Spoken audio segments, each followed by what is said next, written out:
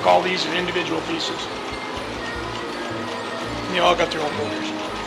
Retired mechanic Jim McRae likely spends more time with these characters during the holiday season than members of his own family.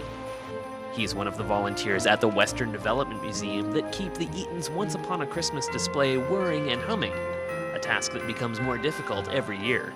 Like, I don't know where you can buy them. I think they're back from my war days, I think, back in the late 40s. I think most of those motors come from. So where are you going to find them? I don't know. You just have to, when they burn out and you can't find them, you'll just have to modify them. The pieces that make up the display were built for the Winnipeg Eatons in 1946. Although they were an annual fixture there for most of the middle part of the 20th century, they eventually ended up in storage before being divided between stores in Regina, Thunder Bay, and Saskatoon. The entire collection came here in 1977 and was displayed on the second floor of the Saskatoon Eatons until 1987. Though the figures are well-traveled and 65 years old, they're still in pretty good shape, all things considered. The biggest problem is going to be is like Little Red Riding Hood and the choir. If the choir starts giving us trouble, we may lose one or two choir makers.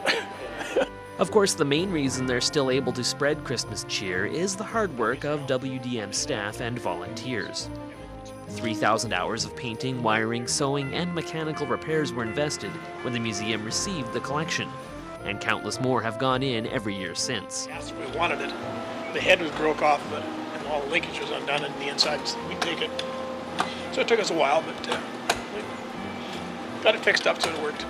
Working with these characters has given McRae a real appreciation for the effort that must have gone into their creation. And I don't know who the guy was that did it, or the people that did it, but they must have spent years, especially if I showed you a couple under here, and that's just two of them. And the amount of work and linkage and stuff that went into all this, and trying to figure it out, it would have taken them years. The lives of these display figures have been extended significantly by the addition of modern technology in the form of motion sensors that limit the number of hours they operate each year. But it's still the old school nuts and bolts that make most visitors marvel. You know, if you hear that big bang underneath, that's just the electromagnet pulling it to turn it the opposite direction. We have new technology and it's all flashy and it's all gizmo-y, but you come back, you take a look at some of these very simple, very basic displays, really, and just how they enchant people and mesmerize them. It's just a wonderful time of the year for people to come down and visit us and get the Christmas spirit.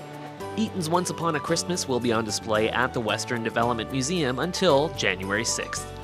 For Shaw TV, I'm Simon Hyatt.